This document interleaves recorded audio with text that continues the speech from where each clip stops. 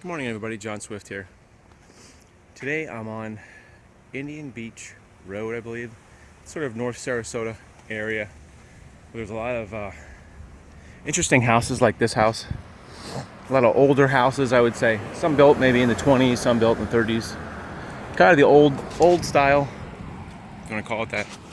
So I was walking by this house and it just reminded me of a story, so I thought we'd have a little story time today.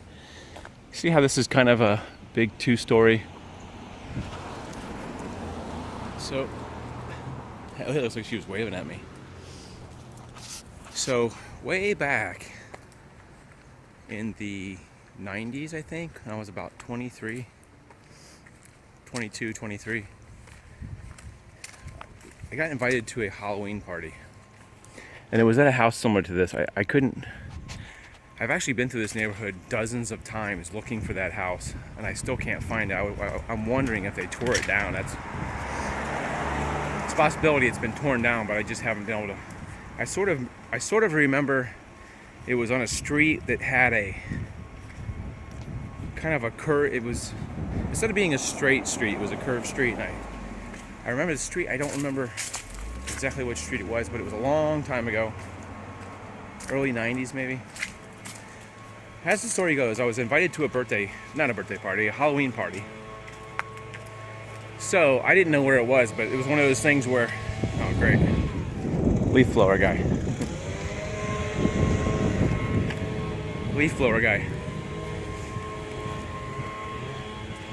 So my friend calls me, hey, there's this party.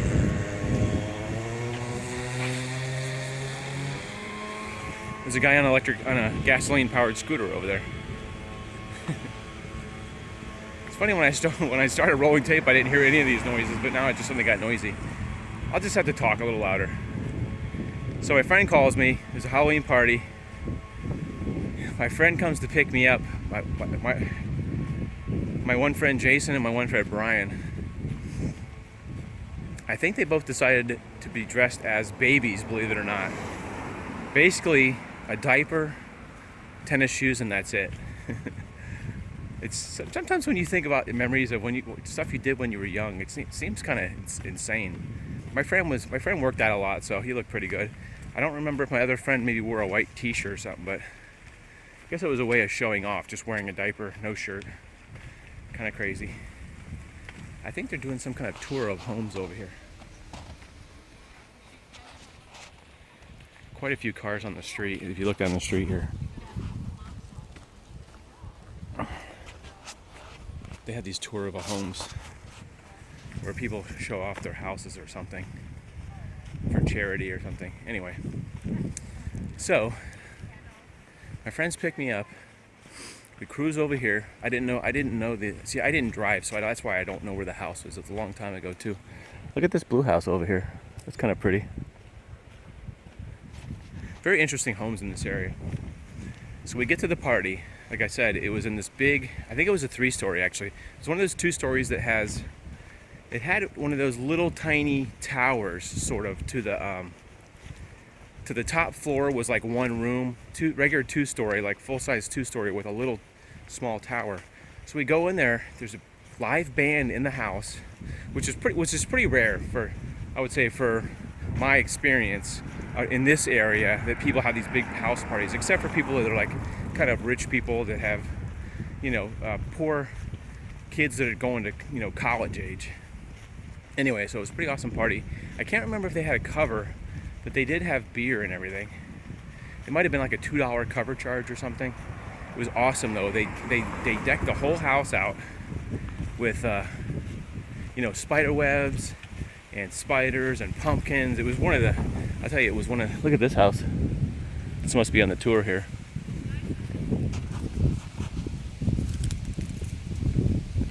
Hello. Hi. Somebody is painting the house right there. Did you see that?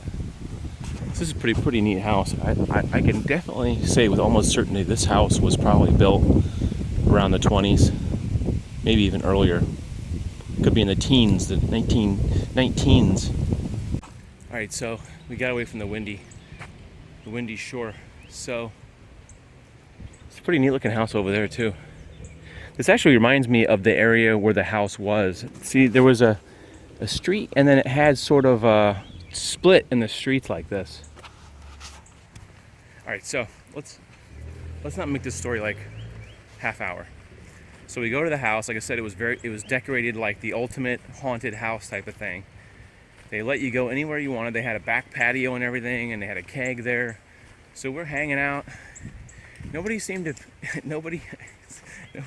notice my friend was wearing a diaper. There was a lot of people there too. So I was dressed like Han Solo, I think, like the white shirt, the vest, and I had some long boots, long type of boot type of things. I've actually never been down here. Like I said, I've been down here a dozen times looking for that house, just to see where it was as a recollection. But so we're partying, we're hanging out, and my friend wanted to leave. My one friend, well, he was trashed. I had a couple beers. I think maybe about 4 beers, which is a lot for me because I'm a small guy. So I had a couple beers, and my friend that was driving was trashed, and both of us were like, I don't think we should drive with him. I think my friend agreed with me. Brian agreed with me. So we're like, you can go home. But actually, we asked him if he would let us drive because he was ready to go. I don't know if it was like 12 o'clock at night or 1 o'clock, something like that. He was ready to go.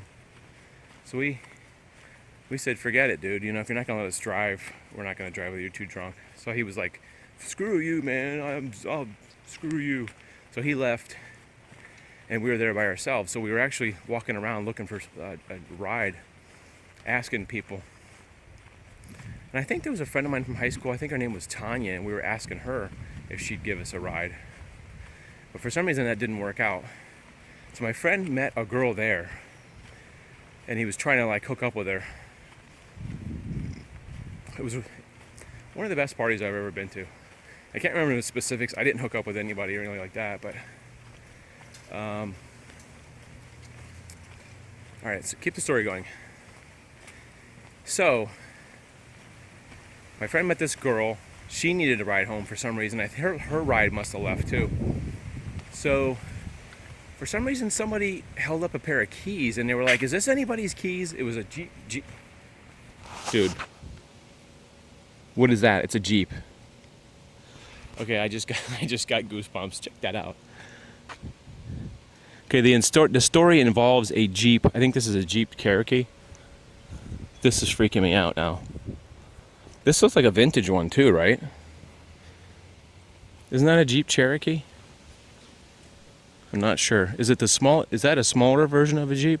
That's got to be a vintage one though, right? I don't see any markings, but isn't the Cherokee like the small one like that? This has to be at least a 90s one, doesn't it? Is it maybe the Cherokee? The Cherokee is the one with the top on it, and the open one is what? I can't think of the name of it, but that's just freaking me out now. All right, so am I gonna walk right into that house now? It's freaking me out. Okay, so somebody holds up a pair of keys, right? And they're Jeep keys, and the person's saying, is this anybody's keys? And my friend just goes, yeah, they're mine. So the guy gives him the keys. So, like I said, I had at least 4 to 6 beers somewhere, which is a lot of beer for me. So my thought process was not thinking straight. So my friend says, let's just take the car. So I just said, I guess, like I said, my thought process was, okay, no big deal. So obviously I wasn't thinking straight because that's theft and everything.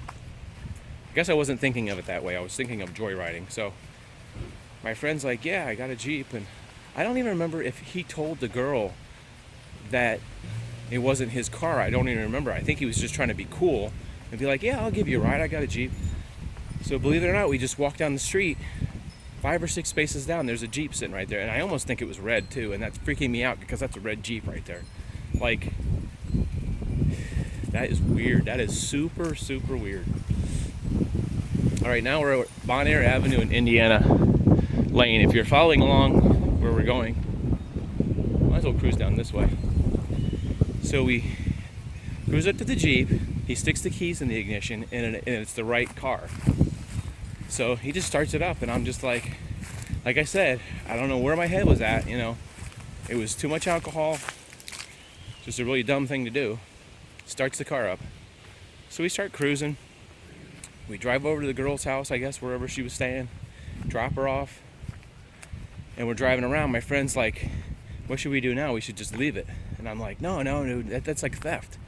And he's like, well, it's going to be theft anyway, so what's the big deal? And we start panicking. And I said, if we drive it back, it's not really theft. We'll just drive the Jeep back, drop it off. I don't know. We'll just walk home or whatever. I don't know. It's like I said, if you've ever had a couple too many drinks in your life and your thought process is just not there. So he's like, okay, you drive. So I'm like, oh crap. And then I start thinking of, the other thing that's funny is there was actually beer in the car. My friend starts chugging beers as we're driving. So not only we have a stolen vehicle, driving by intoxicated, and open containers in the car. So this is a really good way to get in trouble. If you want to get in trouble, do this. So I get in the car. I drive back to wherever the location was. See, now I don't have an excuse because I actually drove back to the party. So at that time I knew where it was. But I told you it was a long time ago. So we drive back to the party. As I'm rounding the corner, like say this is the corner. I'm kind of going around the corner. I see a cop car, like right over here. It's at night. Of course it's at night, right? So I'm rounding the corner. There's a cop car, and he's got one of those spotlights. He immediately sees the car, and I think he nailed us with a spotlight or something. So immediately I crap my pants, and I'm like, oh my God, what do I do? What do I do now? What do I do now? So I kind of froze, and I kind of just pulled to the side, and I think he got on the PA system and said, driver, get out of the car. My friend, who's in the passenger side, immediately takes off. Later on, I asked him about it. He said he took off through the houses, and there was a dock there or something, and he was underneath the dock, walking, hiding from the cop. Well, there's only one cop there, so I get out of the car. He does the old, this is a story I'm not really proud of, but it's one of those things that I sort of lived to tell, and one of those stupid, it's basically like a college prank type thing. It was really stupid, but good story though. So he runs, I get handcuffed. The cop starts questioning me. Is this your car? Is this your car? So actually, I think he made me sit in the back of the cop car, and then when he went and got the people whose Jeep it was and asked me if they knew me for some reason. I have no idea why he wanted to ask them if they knew me, because that doesn't make any sense. But he was like, do you know this guy? And I'm like, no. And he shines the flashlight in my face while I'm sitting in the back of the cop car handcuffed. So he takes me to jail, and I'm just super quiet. I don't think I said anything the whole way. They take me to jail, fingerprinted, thrown in the, people always used to call it the drunk tank. So the next day, the judge lets me out on what they call your own recognizance, which means we're going to let you free because your record is pretty clean, and we're just going to process you, and you just need to show up for your court date, so you don't have to bail yourself out. I think if it was something more serious, they would have set a bail, but they just said you're released. I didn't call anybody because I could have been bailed out, I think, before the morning. And the memory I have of sitting in jail is it's a plain room with just a bench, a couple benches, a toilet, and a fluorescent light, and you couldn't sleep because they left the light on. So the fluorescent light is probably humming, going, ee. You know how those old fluorescent lights used to hum? Even though, plus you're in a concrete room with a solid door. It isn't one of those jail cells where it has bars and stuff. That would actually be nice if it had bars, but it doesn't have bars. It just had a solid door in the window. So anyway, I couldn't sleep because you try to close your eyes and still you can see the light through your eyelids and the fluorescent. Anyway, so it was torture. I probably got maybe an hour of sleep. They let me go. So the next day, So I actually had my costume actually had a holster, and maybe I'm thinking I almost had a gun, but I think I did bring a gun. I brought like a cowboy gun or whatever, because it was a Han Solo costume, so so when they took me into jail, they took away my holster and all that stuff, and my boots, and they gave you like slippers. So the next day, I didn't want my mom to know, because I was still living at home. This was about a year before I went to college, I think. And I walked home from jail, which I would say is about 2.5 miles, maybe a little shorter, maybe 1.5 miles. But in those boots, they were those kind of boots that had the hard leather soles with a heel. And man, the back of the boot was rubbing my leg so hard that it was causing my skin to like where it was like causing a blister. Anyway, so I walk home. My mom didn't. I thought I was going to be fired from my job. I thought I was going to be. So anyway, I get home. I jump in bed. I took took a 5-hour nap. And then when my arraignment or whatever they call that came up, I was so nervous. I went there by myself. Didn't tell anybody. And when I got there, the clerk of court told me they had dropped the charges. But the stupid thing is I had to show up for court, and they didn't even call my name. I just waited in court. But anyway, I think I actually saw somebody I knew there too. I think I actually dressed in a tie and a jacket because I was petrified that I was going to be thrown in jail and charged with Grand Theft Auto. Anyway, it's sort of, thank God it worked out. They dropped the charges. You know,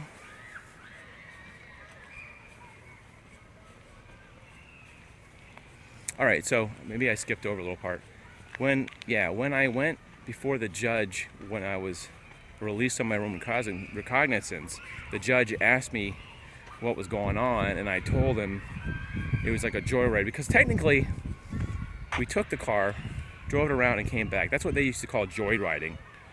Go for a joyride, but your intent wasn't to steal. So the judge told me he hoped that it was just a prank and that was it, and cut me some slack. And I don't know, I'm a little fuzzy on that part, but I think they just dropped the charges. I didn't have to worry about it. As far as I know, that's not on my record. I never really looked it up. So anyway, a fascinating story that I haven't thought about in quite a while.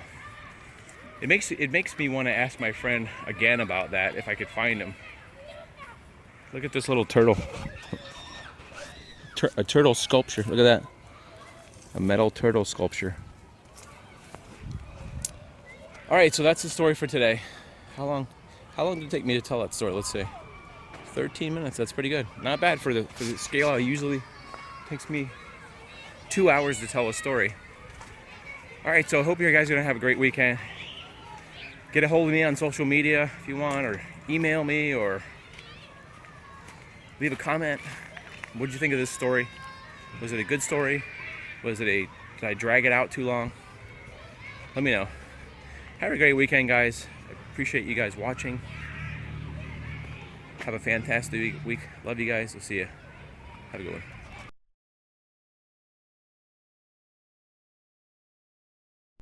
Okay, you're not gonna believe this. Does anybody recognize that car right there? 53. Anybody know that car? Is that Herbie the Love Bug right there?